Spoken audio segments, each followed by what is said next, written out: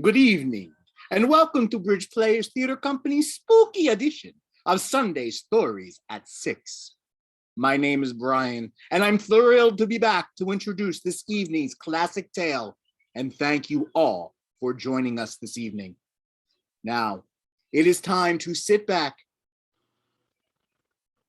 as Bridge Players Theater Company presents the tale of Bunnicula, a rabbit tale of mystery.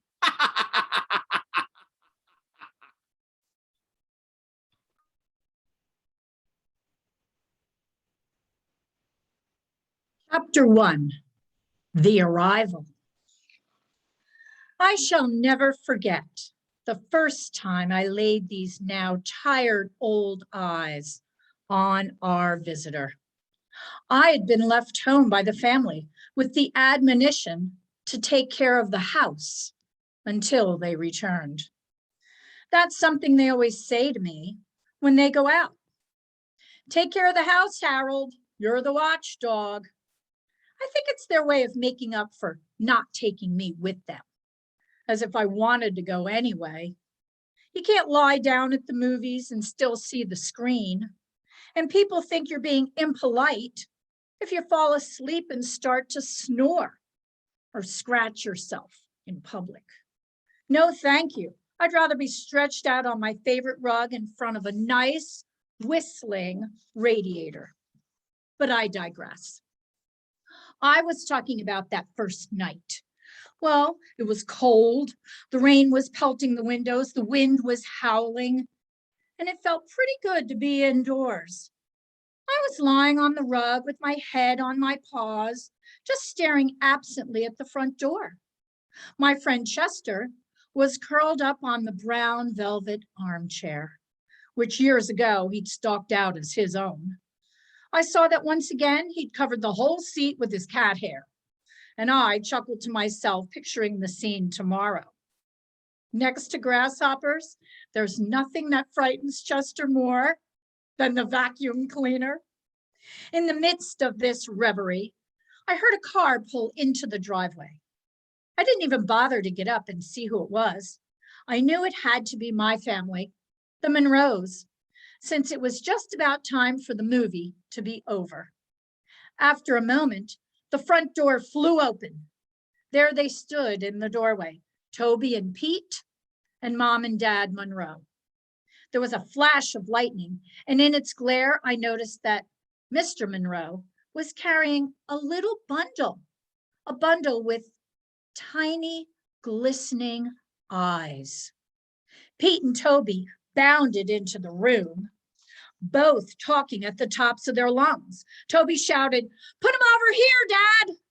"Take your boots off, you're soaking wet," replied his mother, somewhat calmly, I thought, but under the circumstances. "Mom, but what about the—" "First, stop dripping on the carpet." "Would somebody like to take this?" asked Mr. Monroe, indicating the bundle with the eyes. "I'd like to remove my coat." "I will," Pete yelled. "No, I will," said Toby. "I found him." "You'll drop him." "I will not." "You will too." "Mom, Pete punched me." "I'll take him," said Mrs. Monroe. "Take off your coats this minute." But she became so involved in helping the boys out of their coats that she didn't take him at all. My tranquil evening had been destroyed, and no one had even said hello to me. I whimpered to remind them that I was there. "Harold," cried Toby, "guess what happened to me?" And then all over again, everyone started talking at once. At this point, I feel I must explain something. In our family, everyone treats everyone else with great respect for his or her intelligence. That goes for the animals as well as the people. Everything that happens to them is explained to us. It's never been just, "Good boy, Harold," or "Use the litter box, Chester," at our house. Oh no, with us it's, "Hey, Harold, Dad got a raise and now we're in a higher tax bracket," or "Come sit on the bed, Chester, and watch this Wild Kingdom show. Maybe you'll see a relative," which shows just how thoughtful they are. But after all, Mr. Monroe is a college professor and Mrs. Monroe is a lawyer. So we think of it as a rather special household. And we are therefore rather special pets. So it wasn't at all surprising to me that they took the time to explain the strange circumstances surrounding the arrival of the little bundle with the glistening eyes now among us. It seems that they had arrived at the theater late, and rather than trip over the feet of the audience already seated, they decided to sit in the last row, which was empty. They tiptoed in and sat down very quietly so they wouldn't disturb anyone. Suddenly, Toby, who's the little one, sprang up from his chair and squealed that he had sat on something. Mr. Monroe told him to stop making a fuss and move to another seat. But in an unusual display of independence, Toby said he wanted to see just what it was he had sat on. An usher came over to the row to shush them, and Mr. Monroe borrowed his flashlight. What they found on Toby's chair was the little blanketed bundle that was now sitting on Mr. Monroe's lap. They now unwrapped the blanket, and there in the center was a tiny black and white rabbit, sitting in a shoebox filled with dirt. A piece of paper had been tied to his neck with a ribbon.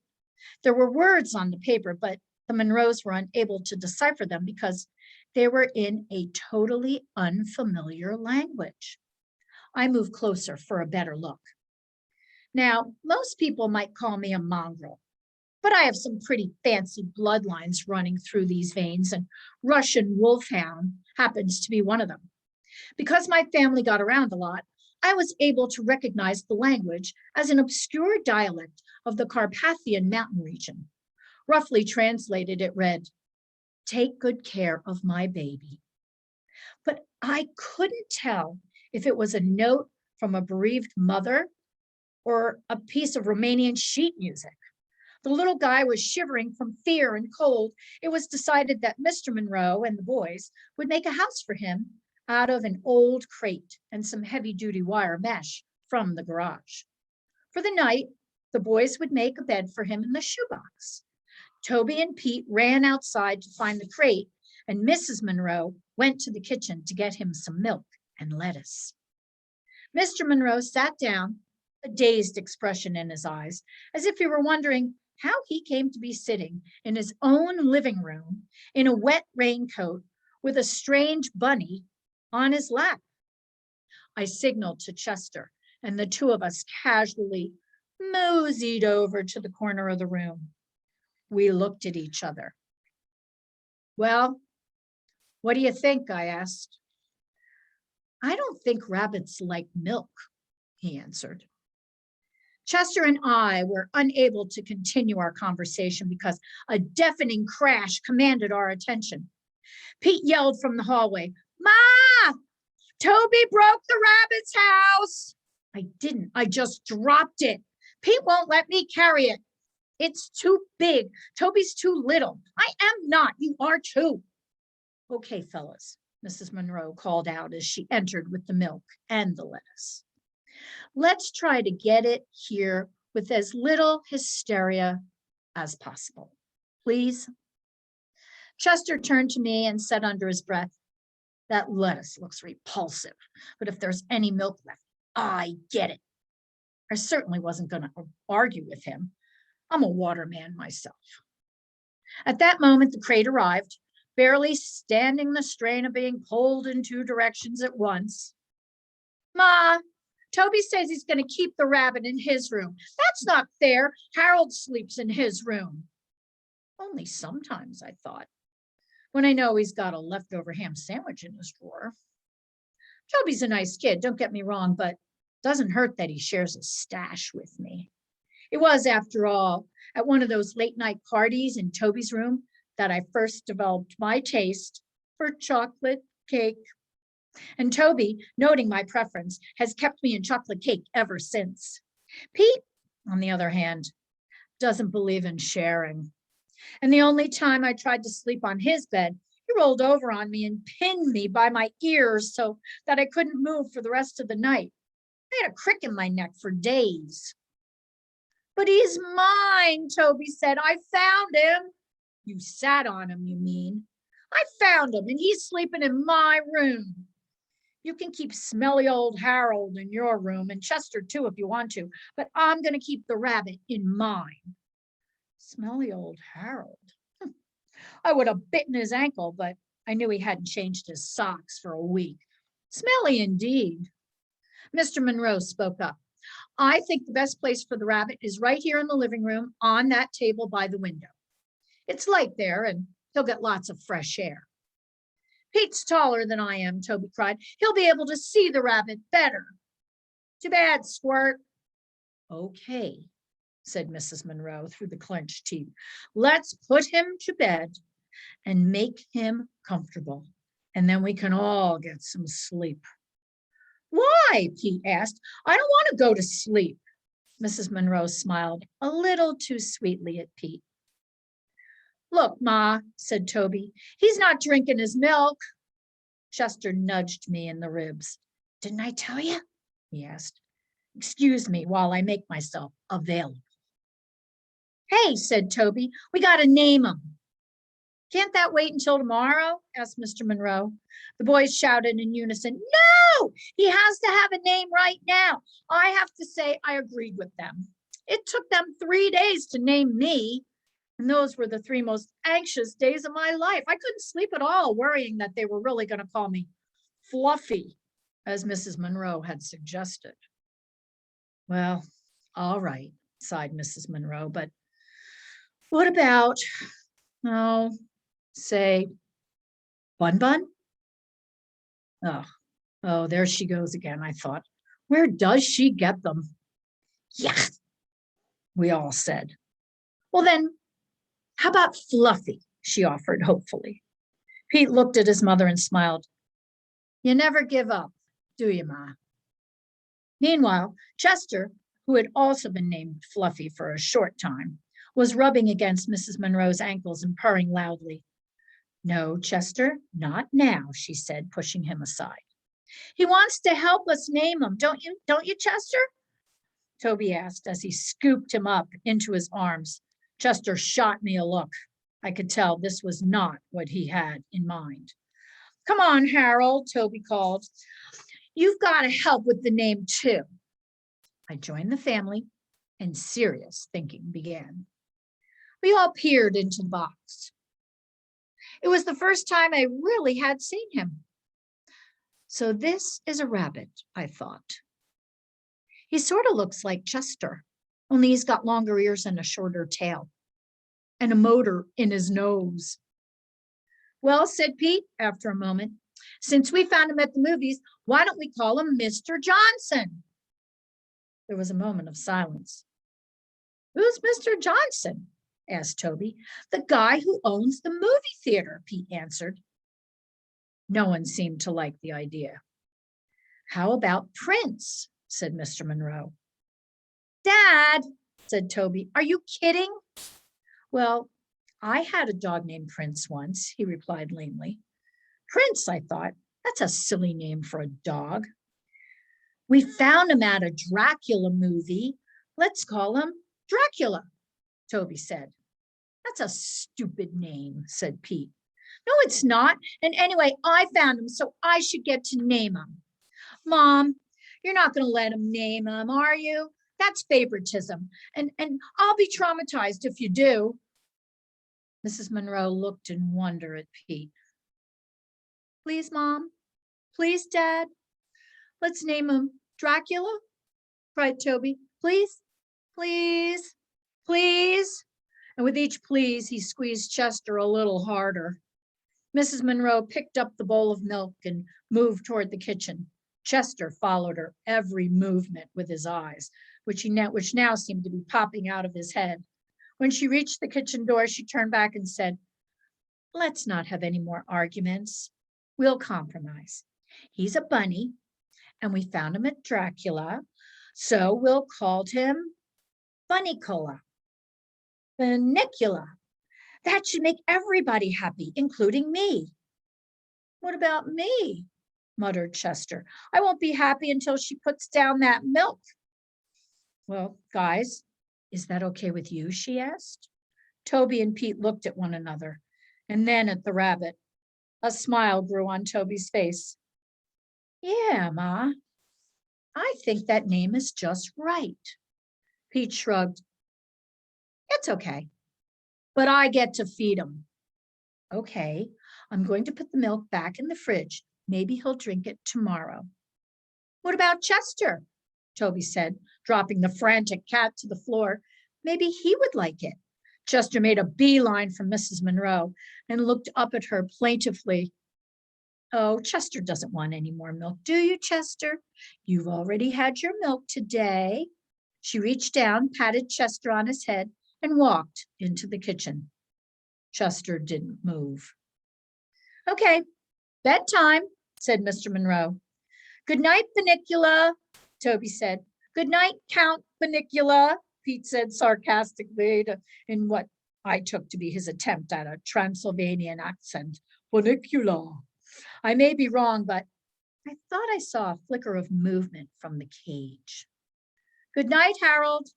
Good night, Chester. I licked Toby. Good night. Good night, smelly Harold. Good night, dumb Chester. I drooled on Pete's foot. Mom, Harold drooled on my foot. Good night, Pete, Mrs. Monroe said with great finality as she came back into the living room, and then more calmly, good night, Harold. Good night, Chester. Mr. and Mrs. Monroe went up the stairs together. You know, dear, Mr. Monroe said, that was very clever. Bunnicula. I could never have thought of a name like that. Oh, I don't know, Robert, she smiled as she put her arm through his. I think Prince is a lovely name, too. The room was quiet. Chester was still sitting by the closed kitchen door in a state of shock. Slowly, he turned to me. I wish they had named him Fluffy, was all he said.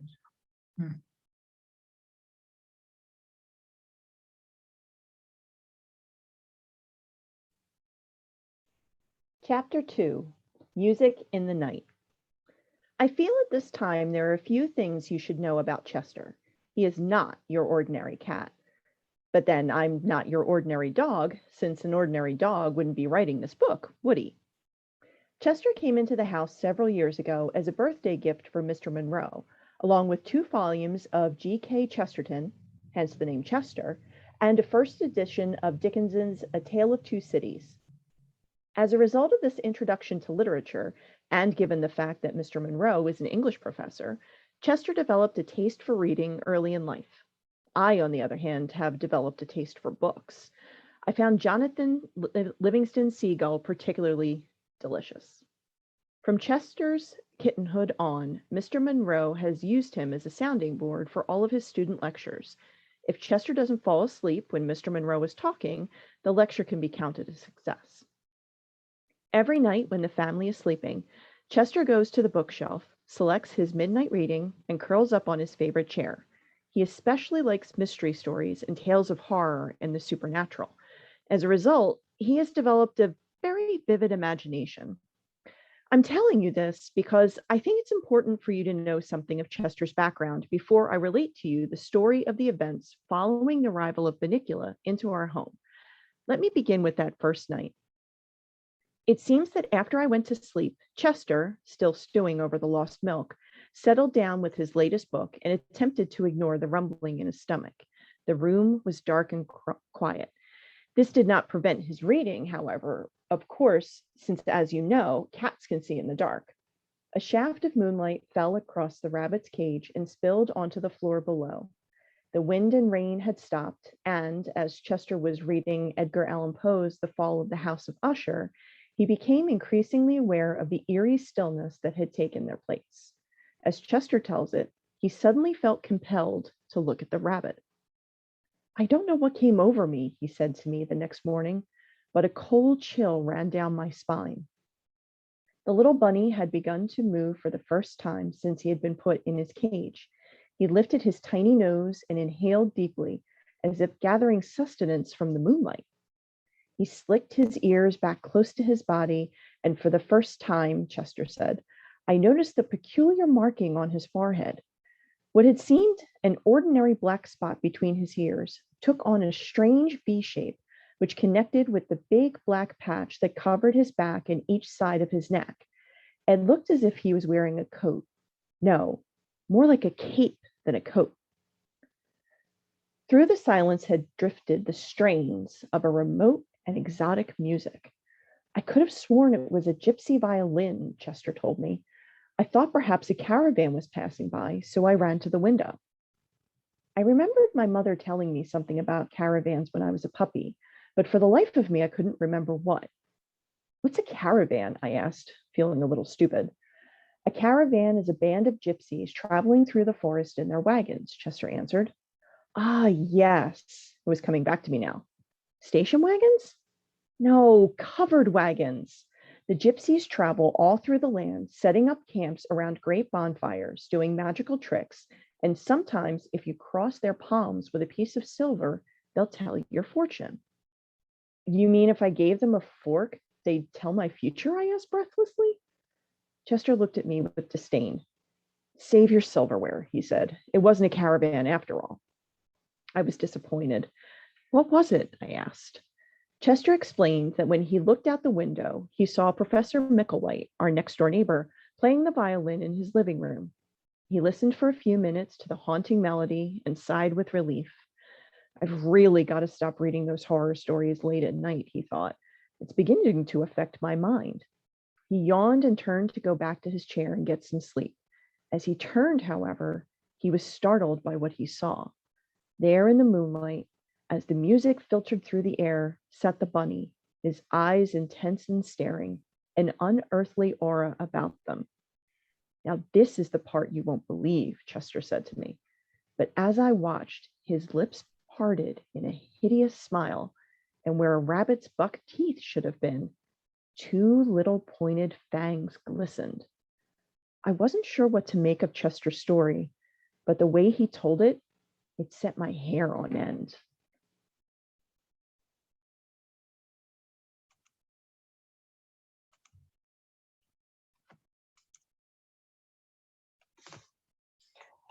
Chapter 3, Some Unusual Goings On. The next few days passed uneventfully. I was very bored. Our new arrival slept all day, and Chester, whose curiosity had been aroused by the strange behavior of the rabbit that first night, had decided to stay awake every night to observe him. Therefore, he too spent most of his days sleeping. So I had no one to talk to. The evenings weren't much better. Toby and Pete, who used to play with me as soon as they got home from school, now ran immediately to that silly rabbit's cage to play with him. Or at least they tried to. Bunnicula did not make the most energetic playmate. It took him quite a while to wake up each night. And then when he did awaken, he didn't do much except hop around the living room. He didn't play catch, he didn't fetch, he didn't roll over to get his tummy rubbed. I couldn't understand why they played with him at all. I expect it was because he was new and different. But I was confident that they would soon tire of him and come back to trusty old Harold. Finally, on the morning of the 4th day, I caught Chester bleary-eyed over the water dish. He grumbled at me in the most unpleasant manner. You know, Chester, you were never exactly charming in the morning, but lately you've become downright grumpy. Chester growled in response. What are you doing this for anyway? What are you looking for? He's just a cute little bunny. Cute little bunny? Chester was amazed at my character analysis. That's what you think. He's a danger to this household and everyone in it. Oh, Chester, I said with an indulgent smile, I think your reading has gone to your head. It's just because I do read that I know what I'm talking about. Well, What are you talking about? I still don't understand. I'm not sure yet, but I know there's something funny about that rabbit. That's why I have to keep alert. But look at you, you're exhausted. You sleep all the time. How can you call that alert? I'm awake when it's important. He sleeps all day, so I sleep all day. So just what have you seen since that first night that makes you uneasy? Well, said Chester, that is, At this point, Chester started to bathe his tail, which is a cat's way of changing a subject he finds uncomfortable. He then stumbled sleepily into the living room. So, I asked again, following him, what have you seen? Nothing, he snapped, and proceeded to curl up on his chair to go to sleep. After a moment, he opened one eye, but that doesn't mean there's nothing to see. For the next few mornings, it was the same routine. I'd be ready for a good romp around the living room, and Chester would go to sleep. Pete and Toby were at school. Mr. Monroe was at the university. He never did much romping around anyway. And Mrs. Monroe was at her office. No one to play with poor, neglected Harold. At first, I thought I could strike up a friendship with Bunnicula and maybe teach him a few tricks, but I could never wake him up. He was always waking up just about sunset when I wanted to take a snooze. A rabbit, I concluded, is cute to look at, but is generally useless, especially as a companion to dogs. So I would retire each day with my favorite shoe to the rug and chew. Now, some people, especially Mr. and Mrs. Monroe, can't understand my taste for shoes and yell at me for snacking on them. But I always say there's no accounting for taste. For instance, I remember one evening when Mr. Monroe picked some of his sour balls out of the bowl by his chair, and he dropped a green one on the floor.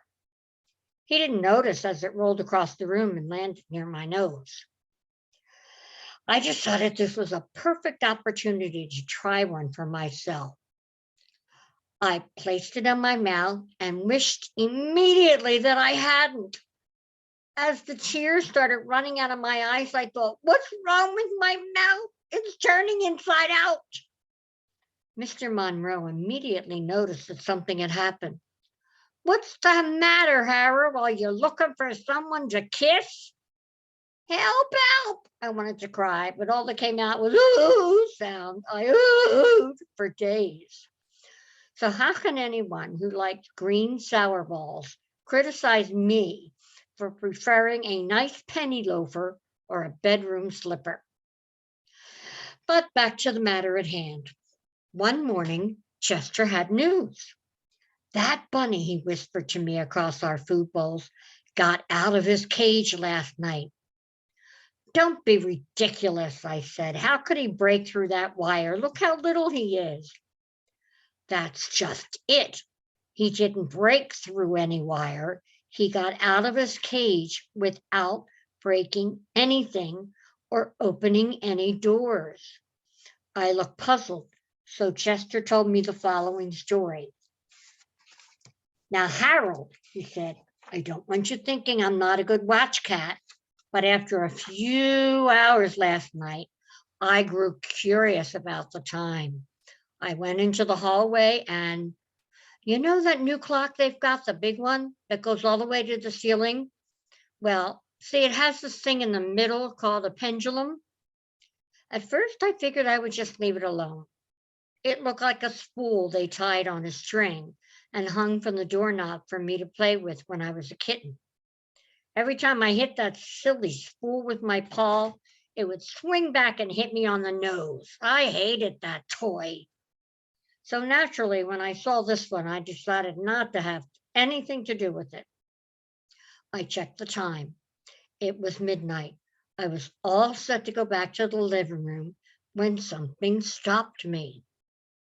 Curiosity, I ventured. I suppose you could call it that. I prefer to think of it as the challenge of the unknown. I put one paw over my nose and reached out with the other one and gave it a good smack. I darn near broke my arm. It's still tender. See how swollen it is? He showed me his little paw. I couldn't see anything wrong, but I knew better than to argue with him. Oh, yes, I said, that looks terrible. You must be suffering awfully.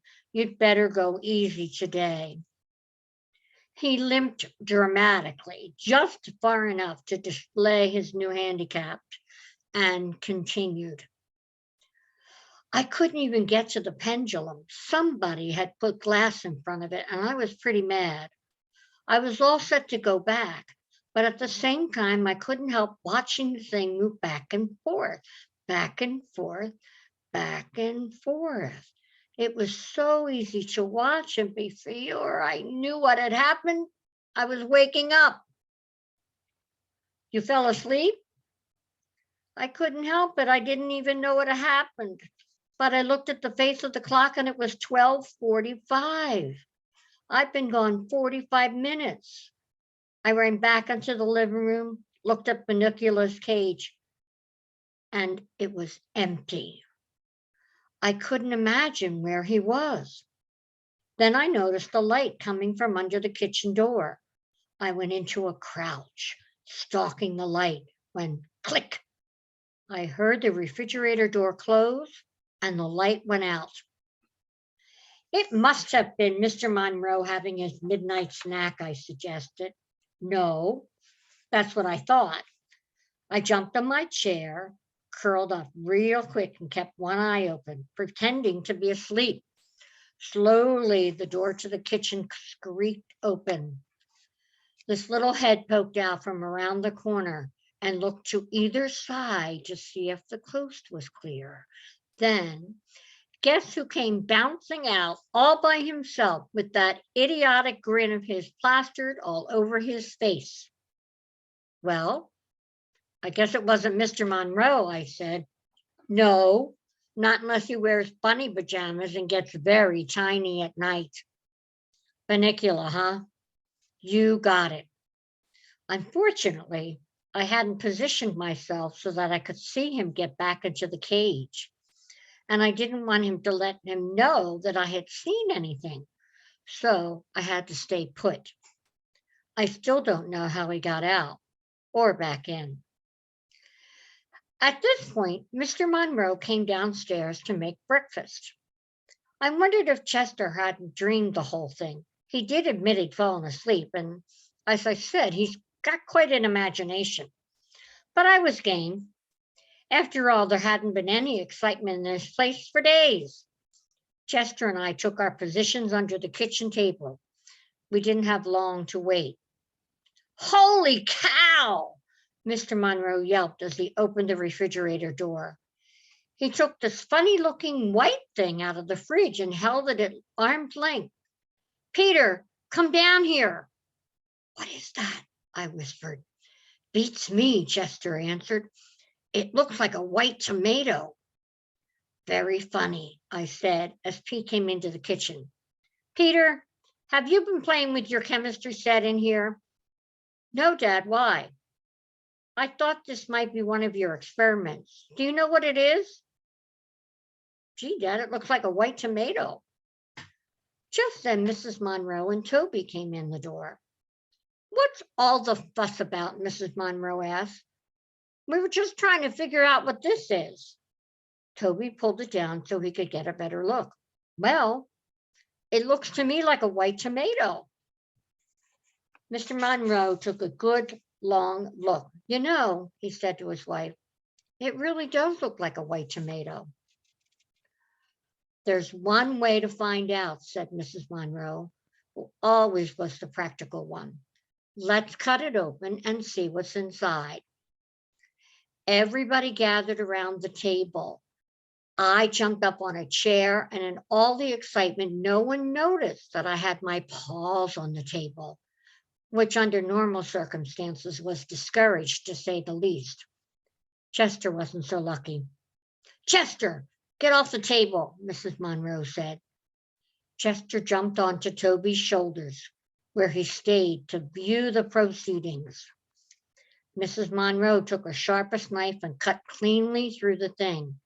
It fell into two halves. It's a tomato, all right, said Mrs. Monroe. Here are the seeds. But it's all white, Toby observed. And look, said Pete, it's dry. So it is, Mr. Monroe said. There is no juice at all. Well, Anne, what do you think? It's gone bad, I guess. Though I've never heard a tomato turning white before. Come on, she said, clearing the table. Let's throw it out and have breakfast. And Harold, get your paws off the table. Rats. Chester jumped down from Toby's shoulders and motioned for me to follow him into the living room. This had better be important, I said. They're cooking bacon. A white tomato, very significant, Chester murmured. So it's a white tomato, I said, edging my way back to the kitchen door. What does that have to do with Bunnicula? I can tell you one thing, Chester said. I got a good look at the tomato. There were very suspicious marks on the skin. So, I believe they're teeth marks. So tonight I'm going to reread a book I read last year. How fascinating, I said, as the aroma of frying bacon wafted across my nostrils. And what book might that be? The Mark of the Vampire. What? I stopped dead in my tracks. Meet me tonight after the others have gone to sleep. You better take a nap today so you can stay awake. Chester closed his eyes. I shifted my look to Bunnicula, who seemed to be asleep in his cage. A tiny smile sat upon his lips. A happy dream, I wondered, or something else. My reverie was broken by the sound of crunching bacon. I was in the kitchen in a flash.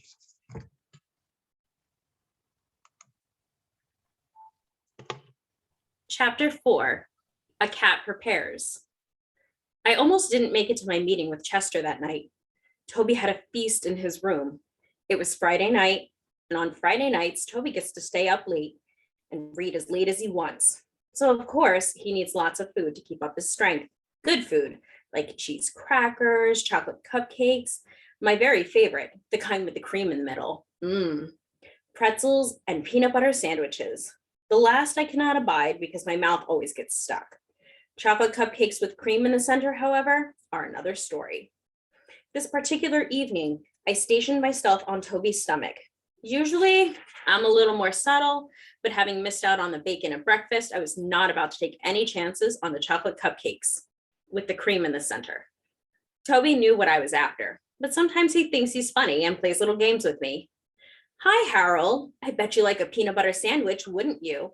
Here, you have this one that's left over from yesterday while I eat this boring old chocolate cupcake, which is nice and fresh and has cream in the middle. Okay, Harold? Ha ha, my sides are splitting. What's the matter? Don't you want the peanut butter sandwich? All right, I'll put it away for another night. Oh, here's something you might like. It's a green sour ball from Dad's candy dish that was stuck in my sock. Would you like that, huh, pal? Oh boy, this kid is really hot tonight. No, huh? Well, I'd give you one of my cupcakes, but I know how much you hate chocolate. Would a little drooling on your stomach help convince you otherwise? Oh, you like chocolate. Okay then, you can have both of them. One thing I have to say about Toby, although he's got a rotten sense of humor, he's a nice kid. Naturally, once I'd eaten both cupcakes, which took approximately 4 seconds, I felt obliged to hang around and let Toby know that I was grateful. What better way to share a few of his cheese crackers? Well, Harold, Toby said sometime later, I've had quite a party, but I have to go to sleep now. I can't keep my eyes open, so I'll have to wait until tomorrow to find out what happens in the next chapter. This is a good book, Harold. It's called Treasure Island. It's by a man named Robert Louis Stevenson. It's kind of hard reading, though. I have to keep looking up the big words in the dictionary, so it's taken me a long time to get through it. I've always had troubles with words myself. Half the time, they don't mean what I think they're going to, and then, even when I do find out what they mean, I forget the next day anyway. You might say that I'm smart, but I'm just not the scholarly type. It's a really good story, Toby continued. It's all about pirates and this little boy, just like me. No dogs? And a parrot, Harold. A parrot? What's a parrot? Is there anything about chocolate cake? That's my idea of treasure. Well, good night, Harold. If you're going to sleep here, you'll have to get off my stomach because it's a little full right now. Good night, Toby. I curled up at the foot of the bed, but I couldn't sleep trying to figure out what a parrot was. I thought it might be a lady pirate since the words sounded something alike. But then again, I thought it might be an umbrella. Chester would know, I thought, so I went downstairs to ask him. Well, you certainly took your time, Chester snapped as I sauntered casually into the room. I finished my book half an hour ago. Where were you? It so happens I was discussing great works of literature with Toby. Since when is a Twinkies wrapper considered a great work of literature? I decided to ignore that. Unfortunately, several chocolate crumbs fell from my mouth to the floor at that precise moment. As a matter of fact, I said, trying valiantly to regain my dignity, we were talking about Treasure Island. Ever hear of it? Ever hear of it? He sneered. I read that when I was a kitten. Oh, then tell me, Chester, what is a parrot? Chester looked at me scornfully. A parrot, he said, is a tropical zygodactyl bird. Order Psittaciformes. It has a stout curved hook bill. It is often crested, brightly variegated, and excellent mimic. In other words, Harold, a parrot is a little bird with a big mouth. Oh, I said after a moment. I thought maybe it was an umbrella. Did you get so busy discussing parrots with Toby that you forgot you were going to meet me here? This is important, Harold. I still wasn't sure what a parrot was, but I decided that it was not the time to pursue it. Come over here, Chester commanded, indicating his chair, and let me show you this book. I looked at the chair. Chester was already sitting in it with a very large book open in front of him. I didn't think there's going to be room for both of us, Chester, I said. Come on, you're wasting time. Just jump up here. I surveyed the scene carefully. I knew I would have to get a running start since there was just a tiny spot left for me, and I would never be able to fit into it if I pulled myself up slowly. Apparently, I was taking too long for Chester's liking. Will you get up here? He hissed. Okay, if that's what you want. I ran and jumped onto the chair, landing with a great kerplop. Chester, where are you? I cried. I couldn't see anything but the back of the chair. I'd forgotten to turn myself around. I'm here, you great oaf. I turned my head. What are you doing on the floor? I asked. You knocked me off the chair. Now just stay put. I'm coming back up. I moved to the back of the chair and Chester landed on the front. Now let's see, he said. We both have to see the book. You come over here and I'll move this way. I don't know if you've ever watched a cat try to decide where to sit, but it involves a lot of circling around, sitting, getting up again, circling some more, thinking about it, lying down, standing up, bathing a paw or tail, and, well, circling. A dog, on the other hand, sits. This looks like a good spot, a dog will say to himself. He will then lower his body to the spot in question and is usually so secure in his decision that he will fall asleep immediately. Chester took what it felt like 20 minutes to settle himself in, and just as I was drifting off, the kicks started. Come on, Harold, quit hogging the seat and wake up. What are you trying to do? Take a little cat nap? I yawned. Now, said Chester, turning to the book, let's get down to brass tacks. What is exactly on your mind? I asked. This book and that rabbit, Chester replied. Now tell me, Harold, have you noticed anything funny about that rabbit? No, I said, but I've certainly noticed a lot of funny things about you recently. Think about it. That rabbit sleeps all day. So do I, and so do you. Furthermore, he's got a funny little sharp teeth. So do I, and so do you. Furthermore, he gets in and out of his cage by himself. What kind of rabbit can do that? A smart one, I said. I could do it. We're not talking about you, Harold. We're talking about the rabbit. Now, where did they find him? At the movies. Yes, but what movie? Dracula, I said. So? So, he said quickly, remember the note around his neck? What language was it in? An obscure dialect of the Carpathian mountain region, I answered smugly. He didn't know everything. Aha, Chester said. But what area of the Carpathian mountain region? Area? What's an area? I looked at him blankly. Transylvania, he cried triumphantly. And that proves my point. What point? What are we talking about? And don't forget the white tomato. That's the most important of all. But what? This book, said Chester, disregarding me, tells us just what we need to know. What? I practically screamed. What does it tell us? What does the book have to do with Bunnicula? What are you talking about? What's going on here? I can't stand it anymore. Chester regarded me coolly. You're really very excitable, Harold. This is not good for your blood pressure. I put my paws around his throat. Tell me, I said in a low, threatening voice, or I'll squeeze you until you pop. Okay, don't get upset. Now, this book tells you everything you've always wanted to know about vampires, but were afraid to ask. Personally, I had never wanted to know anything about vampires, but at that moment, I was afraid to tell Chester. I still don't understand what vampires have to do with our little furry friend. 1, Chester said, vampires do not sleep at night. They only sleep during the day.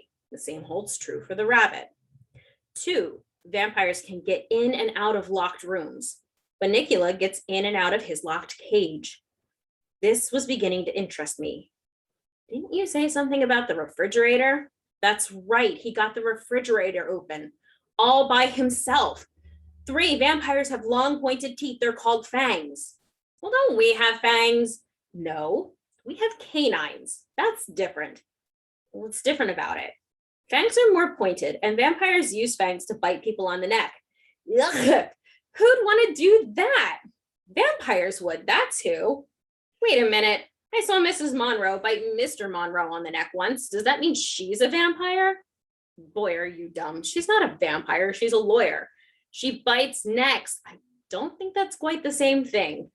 Now, Bunnicula does not bite people on the neck, at least not so far, but he does bite vegetables. On the neck? I asked. Vegetables don't have necks, Harold. Vegetables are like that. It's like dogs. Dogs don't have brains. Dogs are like that. Oh, yeah, I said. Of course he bites vegetables. All rabbits bite vegetables. He bites them, Harold. He does not eat them. That tomato was all white. What does that mean?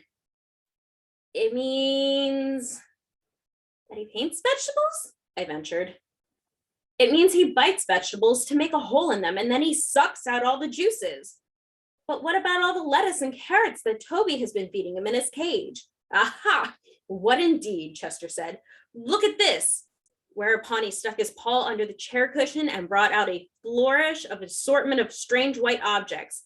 Some of them looked like unironed handkerchiefs, and the others, well, the others didn't look like anything I'd ever seen before. What are they? I asked. Chester smiled. Lettuce and carrots, he said. White lettuce and carrots. I found them hidden behind his cage. I was aghast. What did it all mean? Could Chester be right? Was this harmless looking little ball of fluff really a vampire? Just then, Chester let out a yelp. Look, the cage is empty again. Oh, we're fools. We let him get out of our sight. It's your fault. My fault? You're the one who took 20 minutes to sit down. Well, if you hadn't knocked me off in the first place, wait a minute, why are we arguing? Let's find Bunnicula. Just then, we heard a click in the kitchen. Refrigerator, I whispered. Chester nodded. We jumped down and moved cautiously to the kitchen door. Shh, Chester warned unnecessarily as we crept along. Don't make any noise. We don't want him to hear us coming. Obviously, I retorted. The light went out under the door. He must have closed the refrigerator, Chester said. Easy now. We pushed the door open. The kitchen was dark. There was not a sound. Psst, Chester. What? I can't see. I can, but I can't see him. He's not here. There was a soft scamper across the linoleum, and we turned just in time to see a little white tail bounce out the door into the living room. Drat, we've missed him. Come on, Harold, let's see if we can catch up with him. Chester started towards the door. Wait, Chester, what's that on the floor by the refrigerator? He turned. This new object interested him more than following Bunnicula. Watch out, he said. I'll take care of this. He slunk across the room slowly, muscles taut, eyes alert. When he was about 6 inches away, he stuck out his paw, closed his eyes, and batted at the object tentatively. I don't think that he made any contact. Get closer, I said. Chester's eyes popped open. Who's the cat here? He asked. I know what I'm doing. And he proceeded to bat the air 3 more times. What is it? I squealed as my throat contracted in fear. I don't know yet, but whatever it is, it's not alive.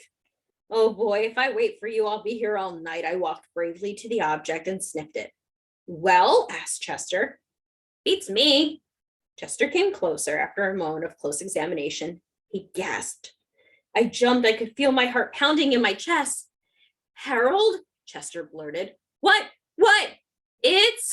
Yes, what is it, Chester? It's a white zucchini. Chapter 5, Chester goes into his act. The next morning, I was awakened by a scream. Robert, come down here right away. There's something wrong in the kitchen. For a moment, panic seized me. I thought she'd run out of dog food. But then I remembered the events of the previous evening. Mr. Monroe came bounding down the stairs. Chester, I cried. Did you see Mr. Monroe? His face has turned white. It's Bunnicula, isn't it? No, he said calmly. It's shaving cream, you idiot. By now, the excitement in the kitchen was at full throttle. The table was covered with Bunnicula's handiwork.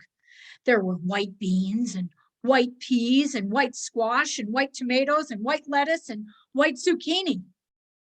What can it mean, Robert? Mrs. Monroe was saying. I'm getting worried. One tomato is a curiosity, but this is unheard of. There must be something wrong with our refrigerator. That's it. It's turning all the vegetables white. But look, she said, I left these tomatoes on the windowsill and they're white too. And this squash I left in the bowl on the table.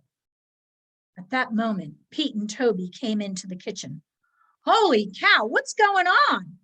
Hey, maybe it's a vegetable blight, Mom. Could that be, Robert? Did you ever hear of anything like that? Well, no, actually, that is, I've heard of blight, but nothing like this. Chester leaned my way. This'll take forever if we leave it up to them. Sometimes human beings can be so slow. I started to answer him, but he was heading for the table. What about that friend of yours in the agriculture department? Oh, Tom Cragen? Could we call him and ask him if we're doing something wrong? It's DDT, Mom, Peter interjected. I know about this stuff. It's because you buy vegetables that aren't organic. All vegetables are organic, Peter, Mrs. Monroe replied. That's not what my teacher says. See, Toby, I told you this would happen. They're using chemicals on our food. And if you're not careful, you'll turn white too. Like Dad? Robert, couldn't you take that shaving cream off your face? Oh, yes, of course. Where's my towel? I know I brought it down with me. For that matter, where was Chester? I'd seen him going toward the table, but I lost track of him listening to all that talk about DDT. I just hoped they didn't use any of that stuff where they grew chocolate cupcakes. Pete, did you take my towel? Why would I take your towel, Dad? I don't shave. Just then the door swung open. I could not believe my eyes. There was Chester with Mr. Monroe's towel draped across his back and tied under his neck like a cape. That was strange enough, but on his face was an expression that sent chills down my spine. His eyes were wide and staring. The corners of his mouth were pulled back in an evil grimace. His teeth were bared and gleaming in the morning light. He cackled menacingly and threw back his head as if he were laughing at all of us. I thought he'd completely lost his mind. There's my towel. What's the matter, Chester? Were you cold? Mr. Monroe bent down to take the towel from Chester. Before he could lay his hands on it, Chester flipped over onto his back, closed his eyes, and folded his paws over his chest. It was a hideous sight. He opened his eyes wide.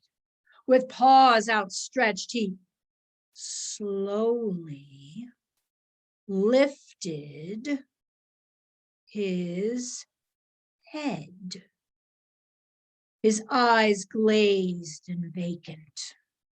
Soon the upper half of his body followed, all in one smooth flow, until he was in a sitting position.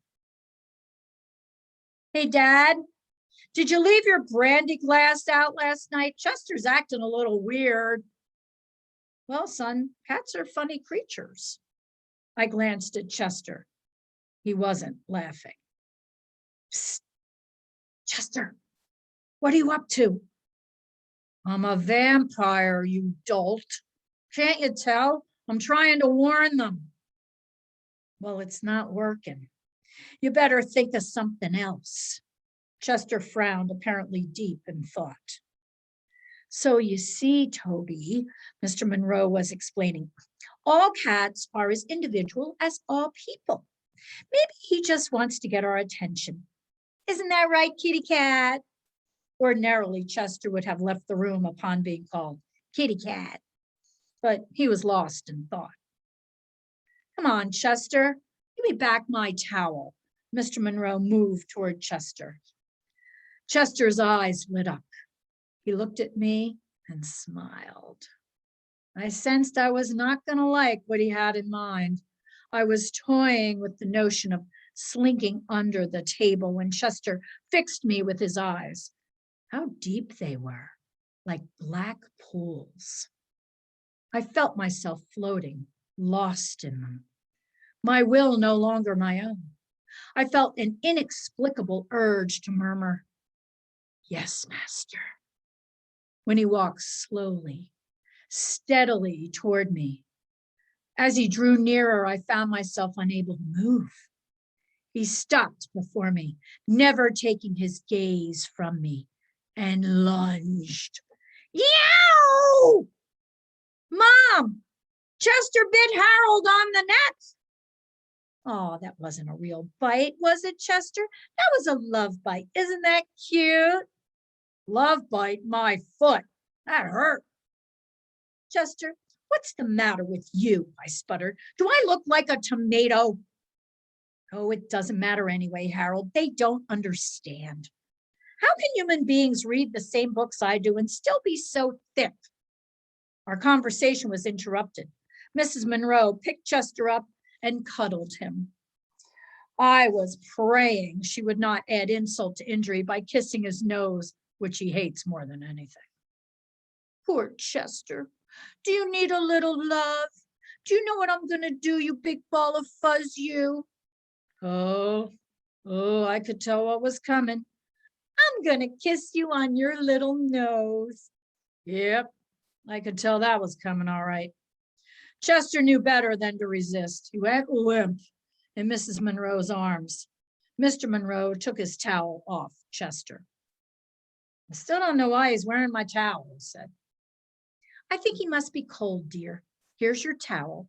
Why don't you get his kitty sweater? Chester looked ill, and he can wear that all day. As Chester was being buttoned into his bright yellow sweater with little purple mice in cowboy hats all over it, Mr. Monroe said, "What about those vegetables? Shall I speak to Tom Cragen?" "Yes, dear," Mrs. Monroe said. "Why don't you? I'm sure there's some explanation. In the meantime, I'll change markets. To tell you the truth, I'm really much more worried about Chester. We'd better keep an eye on him."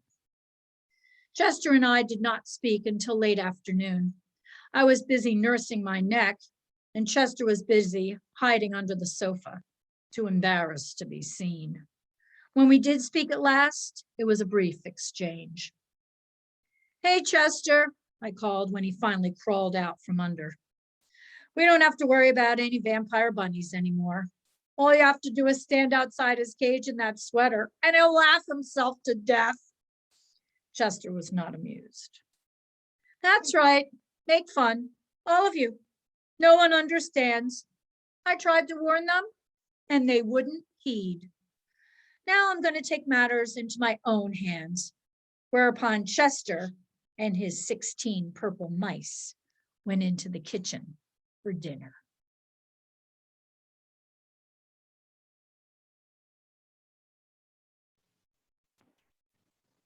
Chapter 6, Harold Helps Out. That night, I had an uneasy sleep. Strange noises emanated from downstairs. It sounded like toenails clicking back and forth on the floor. It must have been Bunnicula making his midnight run, I thought, although I'd never known him to make a sound. And I smelled the funniest odor in the air, something familiar, though I couldn't place it. As the night progressed, it grew stronger and stronger, until finally it tickled my nose and I sneezed myself awake. I jumped off Toby's bed, still sniffling, and headed down the stairs for the living room to find Chester to see if he could smell it too. The odor grew even stronger as I approached the living room. Standing in the doorway was Chester, a strange pendant hanging from his neck. "Phew, Chester," I said. "What are you wearing that awful thing for? It smells." "Of course it smells," he replied. "Here, I made one for you too. Put it on." "Are you kidding? That thing smells like garlic." "It is garlic," Chester stated matter-of-factly.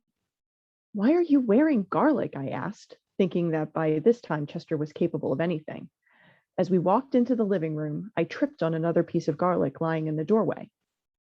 "Careful," said Chester. "Watch your step." I surveyed the room and saw that it was strewn with garlic, on the doorways, over the windows, and around Bunnicula's cage. The poor little fellow had buried his nose as far as possible under his blanket. I was about to follow his example and return to Toby's bed to bury my nose under the blankets when Chester grabbed my tail with his teeth. "You're not leaving this room until you put this on," he grumbled at me. I think that's what he said. I wasn't sure because he had my tail in his mouth. "It's not polite to talk with your mouth full, Chester. Drop that tail." Meanwhile, my eyes were beginning to water. "Listen," Chester snapped at me. Fortunately, he let go of my tail first. "The book said to use garlic." "What book?" I asked. "The Joy of Cooking?" Chester continued. "The mark of the vampire says garlic renders vampires immobile." "What does that mean?" "It means they can't go anywhere if there's garlic around." "Well, I've got news for you, Chester. I can't go anywhere either. The smell is killing me." "But you've got to put it on. It says so in the book. If you don't put it on, I'll put it on for you." "Doh, Chester," I said, as my nose suddenly and involuntarily closed. "I'll be leaving this room right now." And I did. I was so sick to my stomach from the aroma that I decided to spend the early morning hours outdoors. As dawn approached, it seemed like it would be a peaceful day.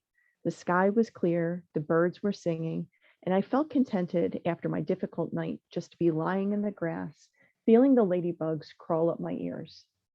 Suddenly, the calm was broken.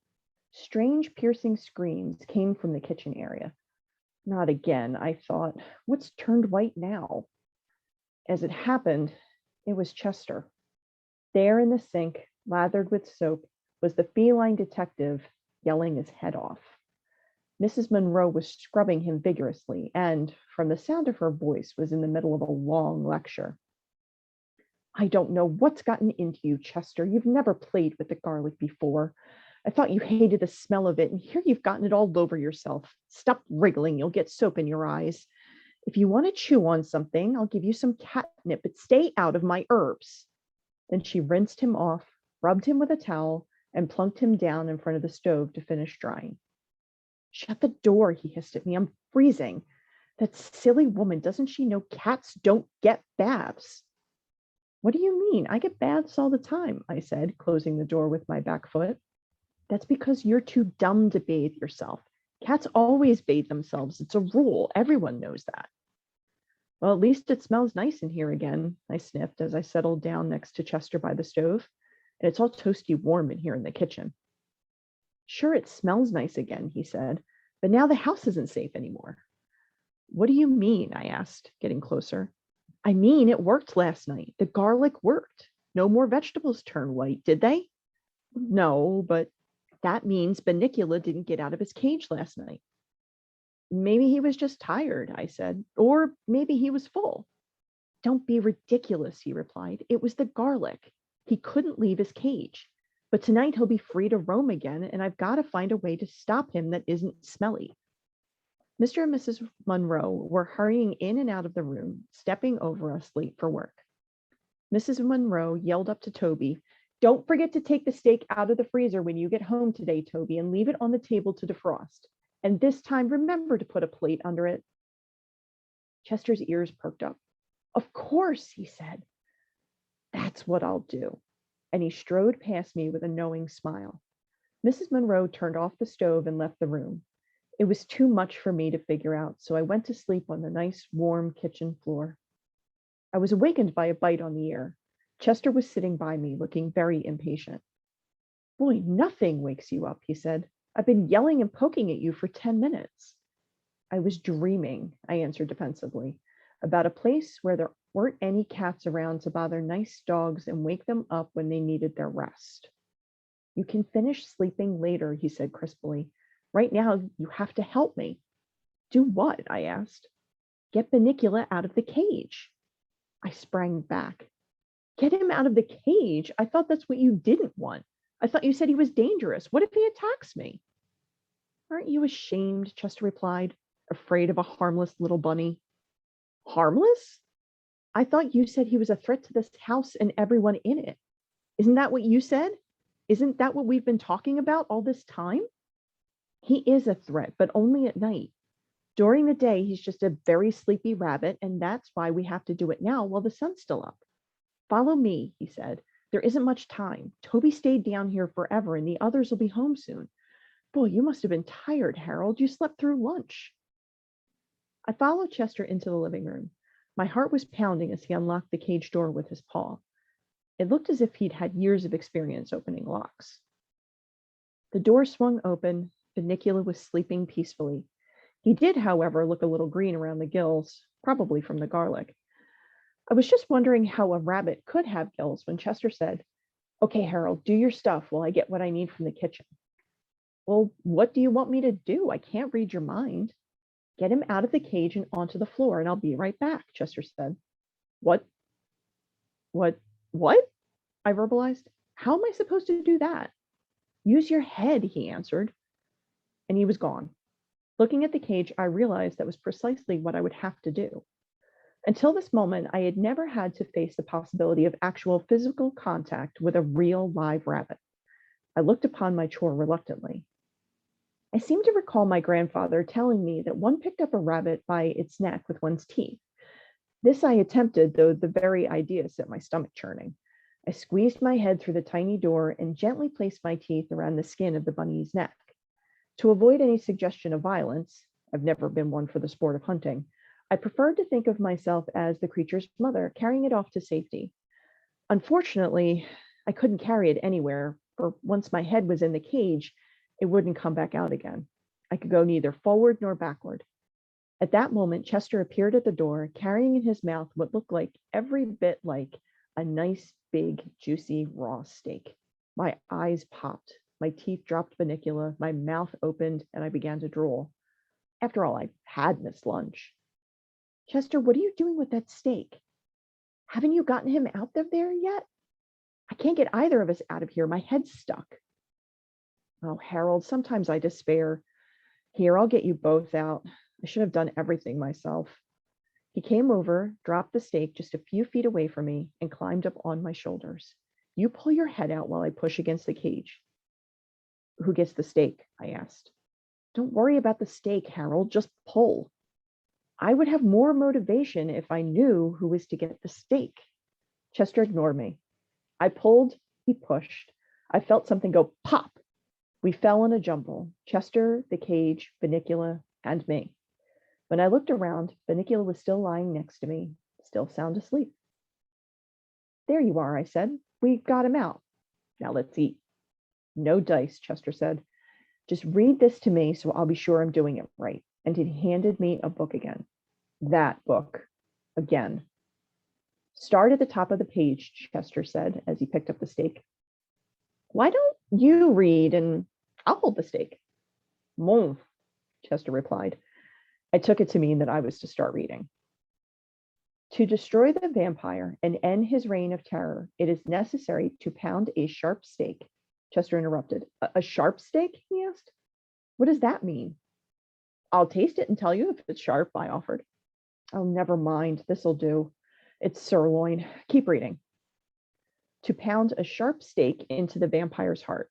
This must be done during the daylight hours when the vampire has no powers. Okay, he said, this is it. I'm sorry I had to go this far, but if they'd listened, this wouldn't have been necessary. He dragged the stake across the floor and laid it across the inert bunny. Then with his paws, he began to hit the stake. Are you sure this is what they mean, Chester? Am I anywhere near his heart? He asked.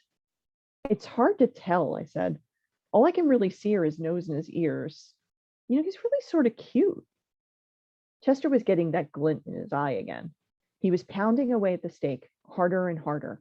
Be careful, I cried. You'll hurt him. Chester increased his attack. I was really getting worried when the door opened and Mr. and Mrs. Monroe were suddenly with us in the room. Chester, Mrs. Monroe screamed. What are you doing with my dinner?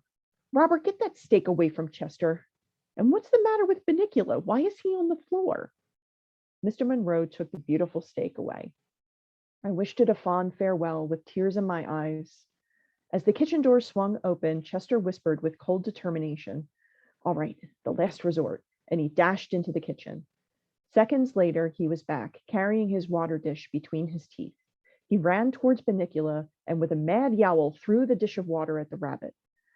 Unfortunately, he was so hysterical that his aim was not the best. With water dripping from my ears, I watched Mrs. Monroe pick Chester up by the scruff of his neck and toss him unceremoniously out the front door. Robert, we are going to have to do something about that cat. Look at this mess. Dinner's ruined, the poor bunny is out of his cage, and Harold is sopping wet. I tried to look as pathetic as I knew how.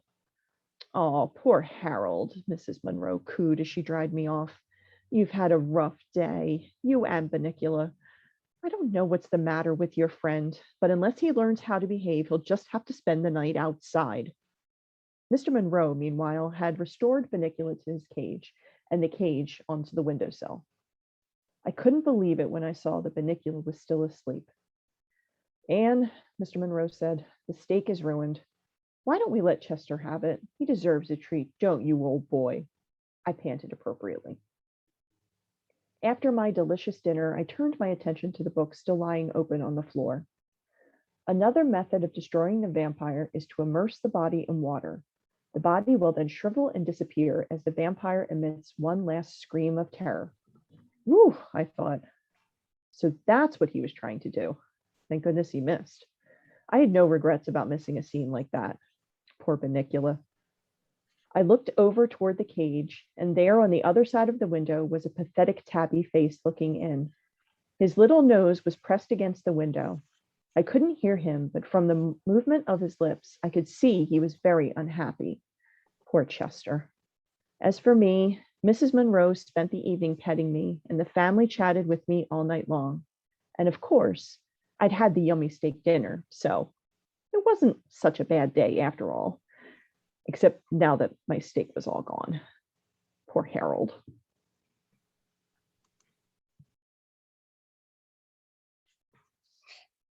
Chapter 7, A New Friend in Need.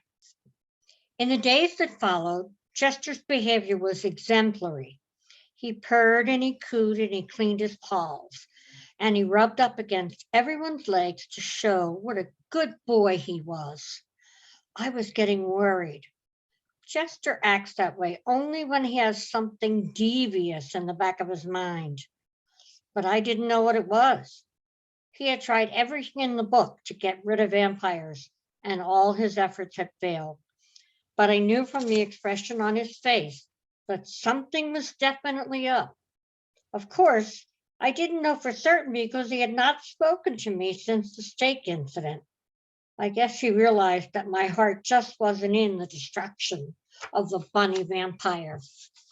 In fact, I was beginning to like the little fellow. The Monroes were relieved by Chester's improved behavior. They didn't know how to account for his strange doings, but to their credit, they were willing to let bygones be bygones. The only disturbing factor in our lives was the reappearance of the white vegetables each morning in the kitchen. And yet, after a few days, even that stopped, and life seemed to return to normal. One evening, I dropped by Bunnicula's cage to chat. I found myself doing that more and more since Chester had stopped talking to me.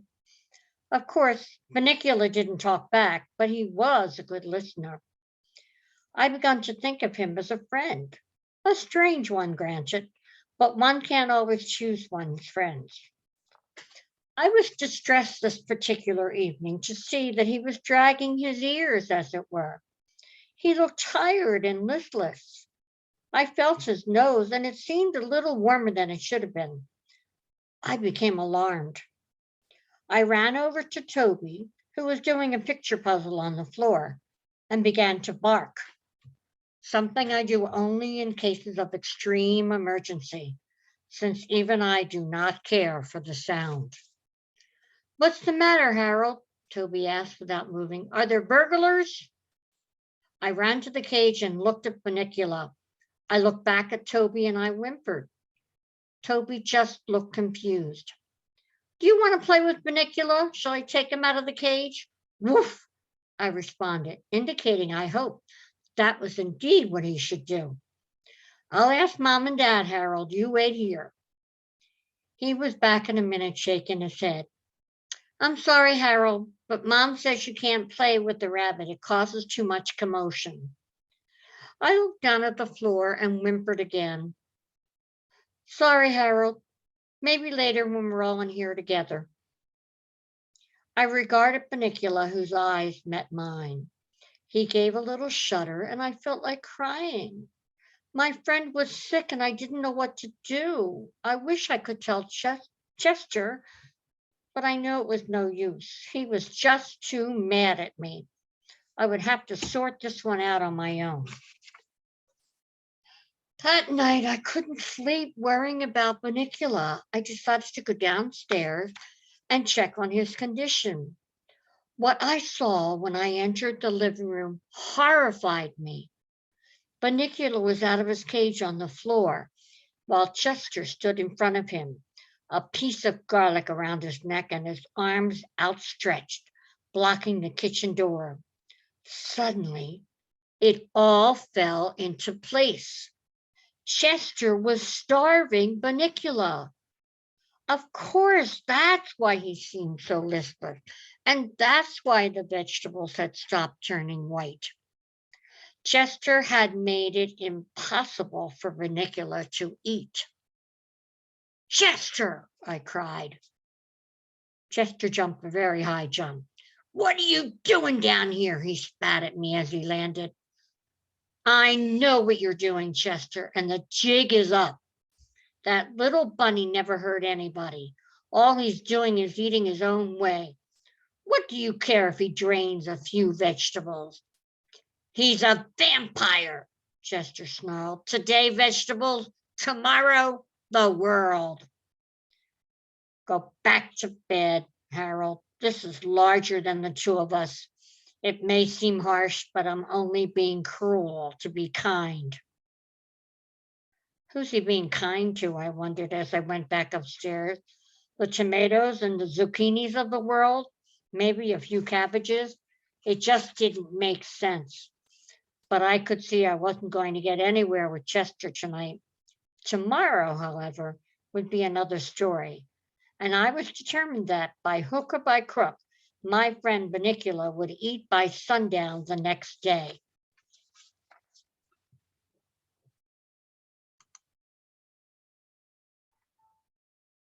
Chapter 8, Disaster in the Dining Room. I realized that there was nothing I could do for Bunnicula during the day since he was sleeping, but they gave me time to plan my strategy. At first, I thought I would bring him food to his cage, but then it occurred to me that Chester must be taking everything away that was given to him. Pete and Toby usually left lettuce for Bunnicula during the day while he was sleeping, and Chester, ever watchful, probably nabbed it each and every evening just before the rabbit woke. No, there would have to be another way. I thought and thought all afternoon and could see that Chester had done a good job of isolating Bunnicula from his food. There was no way I could think to overcome Chester's game plan. As evening drew closer and I grew more and more frantic, I stumbled into the dining room and saw the answer to my problems sitting before me on the table. It was a big bowl of salad. All I had to do was get Bunnicula to the salad and let him get his fill before the family came in to eat. With that funny white dressing on it, they would never notice if a few vegetables were white. I ran to the hallway to check the clock. 6:15. It would be 15 minutes before the sun went down and Bunnicula woke up. I would then need at least 5 minutes to get him from his cage to the table and feed him. All I had to do was make sure no one came into the room until he had finished. I needed a good 20 minutes at least. I went back into the living room. Chester was asleep on his brown velvet chair, shedding in his sleep, still worn out from the previous night's activities. I checked upstairs. Toby was reading in his room, the last chapter of Treasure Island, I noted. Pete, who should have been doing his homework, was listening to records in his room. I ran down to the kitchen. "Hello, Harold," Mrs. Monroe said as I came through the door. "What's new?" "Other than a rabbit starving in the next room and an imminent attack on your salad bowl, nothing," I thought. I stood at her feet and panted. She scratched my head. This gave me a moment to check out how far she was in her cooking. "Sorry, Harold," she said. "I have to baste this chicken." I noticed the oven timer still had 35 minutes to go. It'll be tight, I thought, but I can make it. Now, where is Mr. Monroe? I went to the front door and whimpered loudly. Mrs. Monroe followed me. "Are you waiting for Daddy, Harold? He'll be home soon." "Soon isn't good enough. How soon?" I whimpered again. "Patience, boy. He's late at a school meeting. He should be here any time." She went back into the kitchen and I checked the clock. 6:25. It was getting dark and Chester was still asleep. Time to swing into action. Having watched Chester undo the lock on Bunnicula's cage and having participated in that unfortunate steak episode some days earlier, I knew I would have no problem getting Bunnicula out. And I just had to be a little more careful where I positioned my head so that I wouldn't find myself in the humiliating predicament of getting stuck a second time. My timing was perfect. With Bunnicula swinging peacefully from my teeth, I made my way stealthily towards the dining room as the last rays of sunlight gave way to the dark of night. Once inside the dining room door, Bunnicula awakened with great bewilderment. It's not every day, after all, that one finds itself upon awakening, hanging from the jaws of a fellow creature, even so caring and as gentle a creature as myself. Bunnicula opened his eyes wide and turned his face as best he could to me. I jumped onto the nearest chair and placed the rabbit safely on the table's edge. "Okay," I whispered. "There's your dinner. Go get it. Get your fill as fast as you can, poor bunny. I'll stand guard." I don't know that Bunnicula fully understood what was going on, but the sight of the vegetables piled high in the center of the table sent him scurrying in their direction. He was very hungry. As luck would have it, and as I should have anticipated, Chester's sense of timing was astute as my own. No sooner had Bunnicula reached the edge of the salad bowl than the door swung open and Chester bounded into the room. He surveyed the scene frantically. I was unable to act fast enough. Upon seeing Bunnicula about to enjoy his first bit of nourishment in days, Chester leaped across the table, seemingly without touching the floor, chairs, or anything else between himself and our furry friend, and landed directly on top of the bunny. "Oh, no, you don't!" he shrieked. Bunnicula, not sure what to do, jumped high in the air and landed with a great scattering of green smack in the center of the salad bowl. Lettuce and tomatoes and carrots and cucumbers went flying all over the table and onto the floor. Chester flattened his ears, wiggled his rear end, and smiled in anticipation. To cat observers, this is known as the attack position. "Run, Bunnicula," I shouted. Bunnicula turned in my direction as to ask, "Where?" "Anywhere," I cried. "Just get out of his way." Chester sprang, Bunnicula jumped, and in the flash of a second, they had changed positions. Chester now found himself flat on his back, owing to the slipperiness of the salad dressing in the bowl. And Bunnicula, too dazed to even think about food, hovering, quivering over the table. Chester was having a great deal of difficulty getting back on his feet, but I knew it was only a matter of seconds before he'd attack again. And I knew also that Bunnicula was too petrified to do anything to save himself. So I did the only thing I could. I barked. Very loudly and very rapidly. The whole family rushed through the doors. Mr. Monroe must have just come home because his coat was still on. "Oh no," cried Miss Monroe. "That's it, Chester. This is Chester's last stand." Chester rolled his eyes heavenward and didn't even try to move. "Mom," said Toby, tugging at his mother's arm. "Mom, look at Bunnicula. How did he get out of his cage? He looks scared." "Of course he's scared," Miss Monroe said. "We probably forgot to latch his cage and he got out, and I think Chester has been chasing him." Toby put his face close to the rabbit. "Mom, doesn't Bunnicula look kind of sick?" "We'd better take them all to the vet and see if any damage was done," she answered. I started to whimper. "No need for me to go to the vet." Mr. Monroe patted my head. "We may as well take Harold along," he said. "He's probably due for his shots." Mrs. Monroe carefully picked Chester out of the salad bowl and carried him by the scruff of the neck to the kitchen. "I'm going to give Chester a quick bath," she said to Mr. Monroe. "Why don't you put together a fresh salad? Toby, you and Peter put Bunnicula back in the cage and clean up the table." I didn't stick around for an assignment. This was not the time to be in the way. And besides, I now had a whole evening and night ruined worrying about the next morning's visit to the vet. This little effort of mine, I thought, had been a disaster in more ways than one. Chapter 9, All's Well That Ends Well. Almost. Looking back on that night, I remember thinking that this whole mess could never be resolved happily. What would become of Bunnicula, my new friend, who was suffering from starvation? And what of Chester, my old friend, who seemed to have flipped his lid and, if you pardon the expression, was in the doghouse with the Monroes? A far greater concern at that time, of course, was my own future. For on that night, all that consumed my thoughts was the fear of the next day's injections. It all seemed hopeless indeed. But looking back on the next day, I can tell you that happy endings are possible, even in situations as fraught with complications as this one was. Early the next morning, we all piled into the car, some of us with greater reluctance than others, and trundled off to the vet. And by afternoon, we were on our way to solving our problems. The vet worked everything out very nicely. He discovered that Bunnicula was suffering from extreme hunger. I could have told him that. Rather than jar his fragile stomach with solid foods, the doctor decided he should be put on a liquid diet until he got better. So Bunnicula was immediately given some carrot juice, which he drank eagerly. After he finished, he looked over at me with a great grin on his face and winked. Chester was diagnosed as being emotionally overwrought.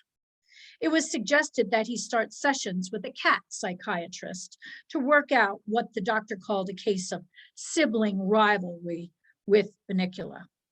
I asked Chester later what a sibling was, but he wasn't speaking to me, so I looked it up.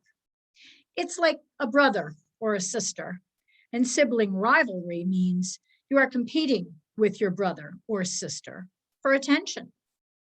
I wasn't sure this was Chester's problem, but it sure explained a lot about Toby and Pete. As for me, well, I came out the best. Dr. Wasserman was all set to give me my shots when a nurse came in with my card. "Wait, doctor, this dog doesn't need his shots yet. It's too soon." So I got a pat on the head and a doggy pop instead. These days, everything's back to normal in the Monroe household, almost. Bunnicula liked his liquid diet so much that the Monroes have kept him on it. And oddly enough, there have been no problems with vegetables mysteriously turning white since. Chester, of course, insists that this proves his theory. Obviously, Harold, the liquid vegetables, take the place of the vegetable juices, so Bunnicula has no need to go roaming anymore. Then he's not a vampire, I said. Nonsense. He's a vampire, all right, but he's a modern vampire. He gets his juices from a blender. Case closed, Sherlock? I queried. Case closed. Oh, Chester? Yes, Harold. What are those two funny marks on your neck? Chester jumped and I laughed.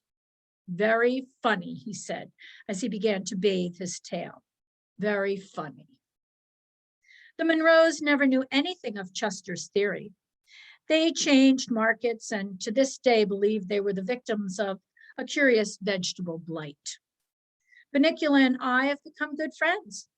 He still doesn't say anything, but he snuggles up next to me by the fireplace, and we take long, cozy snoozes together. One night, I sang him a lullaby in the obscure dialect of his homeland, and he slept very peacefully. It was that night that cemented our friendship. Now, about Chester, I said that everything was back to normal, almost. Naturally, Chester is the almost.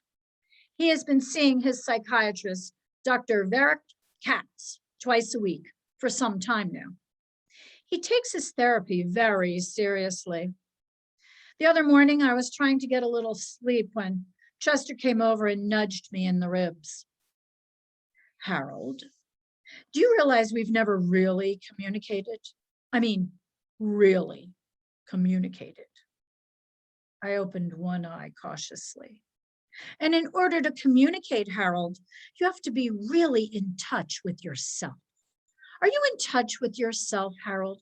Can you look yourself in the mirror and say, I know who I am.